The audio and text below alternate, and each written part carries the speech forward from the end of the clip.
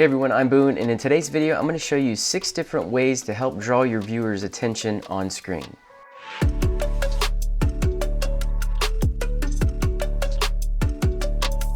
Now when you're blocking a shot, there's really an unlimited number of ways to place the subject on screen. The best way to figure out how you want to frame and compose your shot is to first consider how it's aiding the story. So for example, you could think about the subtext of a scene or the emotional state of a character or even perhaps the atmosphere of a location. Let's take a look at a basic example. So here I've captured my subject in 2 different compositions. The first is a close-up of her face. At this point, we really don't know what she's doing. We don't know what she's looking at. However, if I compose this in a wide shot, we can now see that she's looking at a phone. Clearly she's in a public park sitting on a bench. I can also see her entire wardrobe now, which is going to give me a little bit more insight into her character. This particular shot will also open up additional questions for the audience. Who is she talking to on the phone? Is she waiting on someone? Now while you frame and compose your shot on set during production, you can also use another technique that's going to give you additional options when in post. You do this by shooting in a resolution that's higher than your editing and delivery format. This is going to enable you to reframe and crop your shots during post-production. For example, this clip was captured in 6K, but my editing format is Ultra HD 4K. And here I'm using it to reframe my shot and help crop out that bathroom in the background. The eyeline is another powerful tool you can use to draw your viewers' attention to a specific area on screen or even off screen. In this example, something just out of frame has caught the attention of my subject. Naturally, when you see someone reacting like this, you want to turn and look and see what they're reacting to. So I can do this with a simple cutaway shot, or I can leave the audience hanging by staying on the reaction of my subject.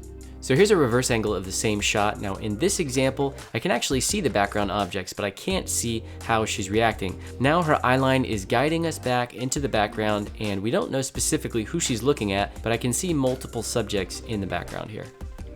In addition to eye lines, other objects in your frame can help lead the viewer's attention. These are called leading lines. Here we have 2 shots where the subject is looking to the right. The wide shot is a little bit flat, but on this close-up shot, not only is her eye line guiding us, but also the walking path as well as the tree line. Now here's a much more obvious example with my subject walking up the stairs. I can see the handrails, the stairs, the walls, and the ceiling. Everything is pointing in this direction. The walls in this particular shot also help frame my subject.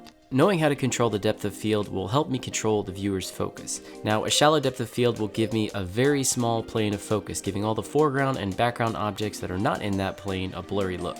This is going to allow me to isolate objects on the screen. The more shallow the depth of field, the more blur I'll introduce. On the other hand, if I want to show multiple objects in frame at the same time, I can adjust for more depth of field. Now, this can be controlled via the aperture of the camera. Simply open up that aperture to achieve a more shallow depth of field.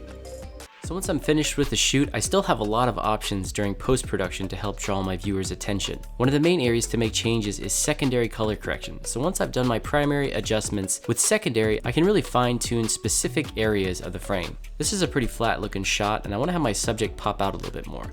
I've made 2 main adjustments in this particular example. So the first thing I want to do is lower the brightness of the background.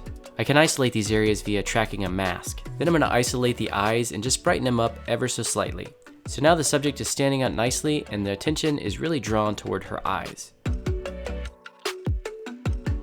Okay, I hope you enjoyed the tutorial. If you did, be sure to hit the thumbs up button, and if you want to see more content like this, subscribe to the channel and hit that notification bell.